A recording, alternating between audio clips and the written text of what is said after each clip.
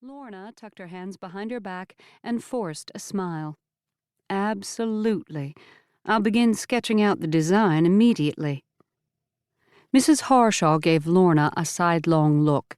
And don't tell anyone. I'm sure the engagement won't be announced for ages, but I have it on excellent authority that there will be a wedding within the year, even as early as next spring. She simpered. I'd name the groom, but that would be telling, wouldn't it? She stood and tugged her gloves into place. I absolutely must take advantage of what I've been hearing to have the most unique gift for the newlyweds. And for heaven's sake, not a plaid. She wrinkled her nose. Plaids are so common. Lorna nodded. Of course, plaids weren't the least bit common if you really understood what the patterns meant, or how challenging they were to weave. But Lorna supposed Mrs. Harshaw wanted something showier that would make her gift stand out among what was sure to be an ostentatious display of silver, crystal, and even jewels at the society wedding of the year, if not the decade. Lorna had met Cornelia, Biltmore Estate's heiress, on several occasions. When they were both youngsters, Tar Heel Nell, as the locals called her, was often a visitor to Biltmore Estate Industries, where Lorna had first learned to weave. She'd even spoken to her on her birthday 2 years earlier, when Lorna had mistakenly counted herself lucky to supply those blasted curtains that were coming back to haunt her now. Of course, Lorna didn't really know Cornelia, who was 3 years her junior and 1,000 miles her social superior. No matter that she had laughed and played with the village children once upon a time. Now Mrs. Harshaw seemed confident that she was about to become engaged at the age of 23. Her father wouldn't be there to walk her down the aisle, which was a sadness Lorna understood keenly. Can you give me a hint? Mrs. Harshaw cooed, interrupting Lorna's thoughts. A hint? Lorna blinked.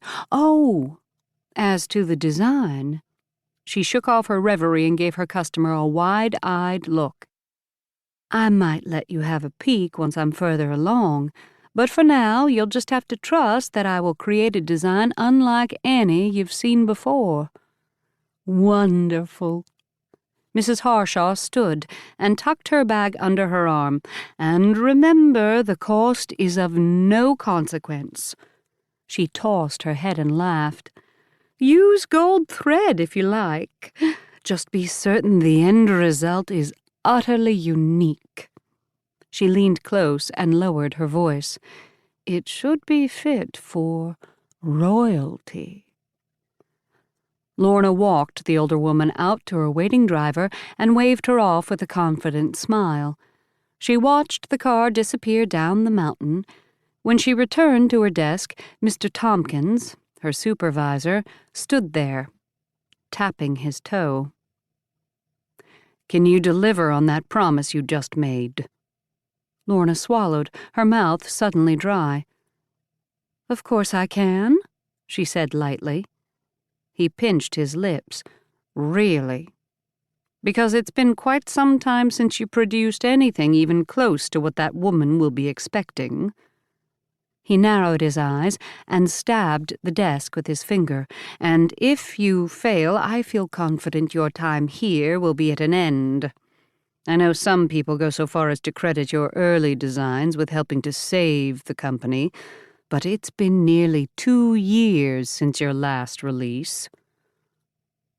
Lorna hoped he didn't see her flinch. Mr. Tompkins had been hinting for months that the administrative work she handled could be done by someone younger and less skilled just as well for less money. She suspected the only reason she was still employed was because Mr. Seeley had a soft spot for her, and because she was always willing to step in and help with weaving and training to keep production on schedule.